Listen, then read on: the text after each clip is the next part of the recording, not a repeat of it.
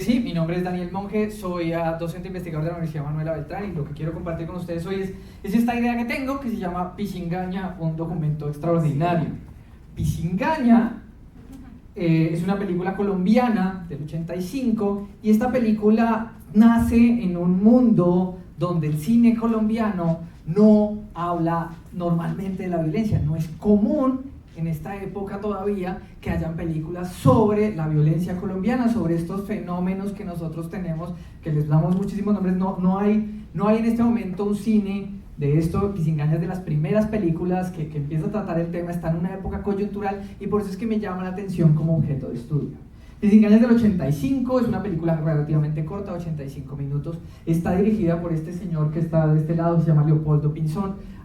Él todavía está vivo, él es un señor mayor, está haciendo poesía en YouTube, si quieren pueden buscar su canal y ver el tipo de poesía que él hace, que es algo muy interesante. Esta película, el guión lo escribió su hermano, Germán Pinzón, entre ellos dos hicieron esta película. Está hecha con dinero de Focine, está producida pues por Focine y está protagonizada por Julie Pedraza, Carlos Barbosa y Consuelo Luzardo. Julie Pedraza en este momento no es la señora que todos conocemos, es una niña de 13 años, ¿no? Esto es como una cuestión muy loca de la película. Y como les estaba diciendo al principio, en este momento las películas, en este momento del cine colombiano, las películas no están tratando este tema de la misma manera que Pisingaña lo trata y por eso es que esta película me llama la atención tanto. Les voy a contar rápidamente la historia. Cuenta la historia de una niña de 13 años que es campesina, le matan a su papá, el ejército la viola, al papá lo decapitan, ella tiene que, ella es desplazada, hay escenas de las tradicionales escenas de desplazamiento, todos los campesinos caminando hacia la ciudad, ella llega a la ciudad y va a trabajar con esta pareja que está acá abajo. Ellos son Jorge y Elena y ellos son una familia clase media, 3 hijos, así como pues cliché de lo que podría ser una familia normal colombiana. La niña llega a trabajar con ellos. Después de todo esto, la película está todo el tiempo haciendo un contrapunteo entre la historia de ella y la historia de Jorge. Jorge es el patrón de ella, quien también tiene un jefe, cuyo jefe está siendo violento con él tiene un grupo de amigos que están siendo violentos con las mujeres, él tiene una mamá que está siendo violenta con la empleada del servicio, él tiene una esposa que está siendo violenta con él y él está siendo violento con su esposa. Muchísimas formas de violencia en esta película. La niña llega a trabajar con ellos y obviamente toda esta cuestión de la niña campesina que llega a la ciudad y toda esta cuestión del desubicamiento de la persona del campo a la ciudad y pues ella empieza una relación con su patrón, que es un señor cuarentón, calvo, y ella es una niña campesina, pues entonces se enamora de este señor mayor y los descubren, la niña obviamente la echan de la casa y justamente este descubrimiento coincide con, a este señor le va mal en el trabajo, lo echan, tiene un reguero de problemas ahí, y hay una elipsis gigante, pasan 2 años, ya después la señora le perdona la infidelidad, están llorando un día y ven en el periódico que esta niña ha muerto. Inmediatamente ahí empieza una secuencia onírica en la que él se imagina haber pagado el funeral de la niña y haberle pagado hasta Dios pues para que le proteja a la niña en el cielo. La película de Tomás concluye con que ellos vuelven a su vida cotidiana y aquí no pasó nada. Esa es una cuestión muy importante en la película. Sobre el problema de la representación en el cine tenemos una cuestión muy particular y es la razón por la que no hay una representación en el cine, ¿no? El drama del 15 de octubre es una película de 1915, la primera película colombiana, es una película de índole reporteril en la que se muestra pues una versión de cómo Rafael Uribe pues afectó la guerra de los 1000 días, cómo murió y todo esto, y la película por vía judicial es censurada, la película es obligada a no ser mostrada, casi todas las copias son destruidas, y por esta razón nadie va a dedicarse a tratar de hacer películas de tinte político referente a la violencia durante los próximos 45 años. Hasta esta fue mi vereda de 1959, no es ninguna película que trate directamente el tema de la violencia. ¿Por qué? Porque si uno hace una película de violencia en un mundo donde el dinero para producir películas es de índole privado, la gente no va a ir al cine. La gente no va a gastar tanta plata en boletas para ver un trabajo oscuro, para ver una cosa triste. La gente va al cine a divertirse y eso es lo que hay que darle al público. Y tampoco en este momento hay un sistema financiero del gobierno que permita que las personas hagan cine de este tipo. Va a ser hasta 1971 con la ley de sobreprecios que aparece Focine en el 78 y empieza a ver la posibilidad de que los autores durante los años 80 y los 3 primeros años de los 90 hagan películas libremente de temas sin preocuparse por este problema de la taquilla. Mucha gente considera eso muy malo de Focine, otras personas lo consideran muy bueno. Seamos honestos, la mayoría de los realizadores lo consideran como una parte muy buena del cine colombiano justamente por esto, porque no había que preocuparse de la taquilla. Pisingaña es una de esas películas que está hecha y ni siquiera se pensó nunca en un dinero para su distribución, y como la distribución de una película de este tipo es incómoda, tampoco se le hizo fuerza. La película se exhibió solamente 3 veces en cine colombiano en esa época. Hoy en día se ha exhibido más, pues ya después de la restauración que hizo Fundación Patrimonio Fílmico de la película. Para el momento, y acá ya empiezo a ponerme un poquito más metodológico, para el momento que estoy analizando, tomé películas del 84, 85, 86 y me puse a ver cómo es que estas películas presentan la violencia, ¿sí? Cómo presentan estos conflictos que tenemos los colombianos. Entonces yo encontré 3 formas. Uno, la evasión casi total del tema, y son estas películas como El embajador de la India o La mansión de Araucaima, donde uno sabe que hay al fondo, lejos, por allá, una guerra, pero no está presente en el escenario y no afecta ni la creación de los personajes ni la diégesis de ninguna manera. Y hay una gran cantidad de películas que hacen esto. La otra son las películas que normalizan la violencia. Dicen, no, es que Colombia es así y así es, y esto ni siquiera hay que pensarlo, como Visa USA o Tiempo de Morir. Son películas donde los personajes son así porque son colombianos. Y es que un colombiano es violento, y es esta normalización del discurso de la violencia dentro de la creación de personajes, pero no afecta para nada la diégesis. Esta película perfectamente se puede contar en cualquier otro país latinoamericano donde no haya un conflicto armado. Y las otras, la presentación directa de los conflictos, la presentación directa de la guerra, que son como Cóndores no entierran todos los días, Oro Blanco, Droga Maldita, que ellos sí hablan directamente de la guerra. Están así, papá, acá nos estamos dando bala a la lata. Y además es una cuestión histórica. Y los personajes, eso es buenísimo, porque entonces acá los directores, se nota mucho la ideología pacifista del director de cine, ¿no? Porque entonces los personajes en estas películas generalmente empiezan buenos, la guerra los corrompe, o empiezan malos y se vuelven más malos. Y hay claramente la dualidad víctima-victimario en estas películas, y hay claramente la idea de que el que está armado es malo y el que no está armado es bueno. Y son buenos y son malos malos, y es así, es claro, es evidente. Pisingaña no cumple ninguna de estas 3. Pisingaña se va a parecer más a las películas que van a aparecer a principios de los 90, cuando tenemos todo este auge del cine realista. Pisingaña, entonces, es acá donde empieza uno a notar que es una película diferente, es una película extraña. Pisingaña en ningún momento intenta negar la violencia colombiana, para nada. Muestra escenas de guerra, muestra escenas de violencia, muestra pues la violación por parte del ejército colombiano de una niña, muestra la decapitación del padre, todo esto. Sin embargo, la película se dedica a hablar de que no hablamos de la guerra, no hablar de la guerra. Para nada es solamente un escenario el conflicto armado, pues el conflicto armado es el que detona la historia, es el incidente incitador de la historia, y no trata directamente de personajes que están metidos dentro de la guerra, sino que se enfoca en los efectos que tiene la guerra en la gente, en la ciudad, en el campo, ¿cierto? Y trata de mostrar esto como una verdad sistémica.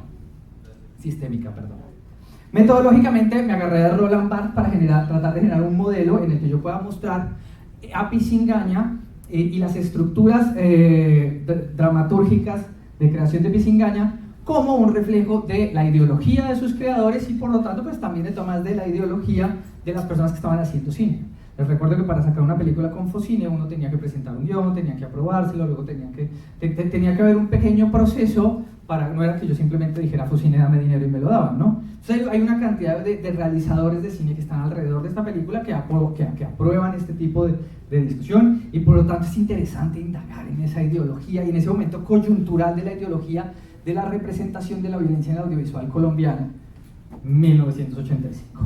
¿Qué hice? Para lograr todo esto hice un cuadro analítico en el que tuve en cuenta los programas narrativos, funciones actanciales de los personajes, los intercambios simbólicos entre los personajes, las figuraciones propias que indicaban los personajes, las figuraciones que son extradiegéticas pero que aparecen en la película, porque hay montones. Esta es una película, pues a él le gustaba mucho Truffaut, y esa cosa que hacía Truffaut todo el tiempo de mostrar figuraciones extradiegéticas por todo lado, él también lo hace, pero hartísimo. Posibles connotaciones y denotaciones propias en cada una de las figuras, ¿cierto? Y todas estas en relación con el conflicto armado, y establecí todo este cuadro para llegar a lo que les voy a hiper mega resumir en el tiempito que me queda. Primero que todo logré identificar 46 microprogramas en los que dividí el guión, y es más o menos figura en la trama que les conté ahorita, pocas palabras más, palabras menos. Y esos programas los saqué utilizando el esquema actancial de Greider, ¿cierto? Utilizando este esquema actancial, destinador, sujeto, destinatario, ayudante, objeto, oponente, para tratar también de identificar dónde es que están sucediendo las cosas, de qué forma puedo yo identificar lo que está pasando. Una cosa que resultó evidente de entrada es que la película, a pesar de que uno cree que le están contando la historia de Graciela, la niña violada, no nos están contando la historia de ella, sino nos están contando cómo el señor ve la historia de Graciela. Es un vuelco gigante en la película porque generalmente, inclusive en las escenas, en los flashbacks en los que estamos viendo la historia de Graciela, los estamos viendo con un sujeto masculino o masculinizante que nos está contando la historia, porque la idea de la película, al final de cuentas, es esta. Es una idea velada, es una idea que toca escarbarla un poquito, pero cuando uno empieza a ver cómo están organizados los programas, uno se da cuenta. Todos los personajes de la esfera de Jorge, de la esfera del señor de la casa, funcionan dentro de sus programas como sujetos que buscan un objeto. Ellos generalmente tienen ayudantes y oponentes, pero los que están en la esfera de la niña no aplican dentro del esquema como sujetos, sino como objetos. ¿Esto qué quiere decir? Que cuando estamos contando la historia del pueblo, de la gente, del campesino oprimido, de la persona a la que la violencia afectó, estamos hablando de personas estamos hablando de sujetos que se convierten en objetos del destino. Básicamente no tienen opción más que morir, no tienen opción más que sufrir, no tienen opción más que emigrar. Son personajes entonces que se empiezan a volver terriblemente planos, y uno se da cuenta que no es accidental, realmente están tratando de contarnos acá la historia de cómo la clase media colombiana está viendo la violencia de mediados de los 80s, cómo nosotros nos enfrentamos a eso. Entonces están estos personajes que ven ese problema como una ventaja porque pueden tener servicio doméstico mucho más barato. Hay personajes que simplemente reproducen las formas violentas del conflicto armado en su casa, en su oficina, en sus relaciones sociales, en la calle. Y esto, que hoy en día es un lugar común en el cine colombiano, en 1985 era completamente diferente. En 1985 esta es la primera vez que nos encontramos con una película de este tipo, razón por la cual se dificultó mucho la distribución de esta película en Colombia. Se estrenó primero en festivales afuera, y hasta que no tuvo premios afuera no fue que empezaron a haber pequeñas exhibiciones en Colombia, porque seamos honestos, es una película incómoda. Y hoy en día inclusive todavía es una película incómoda de ver.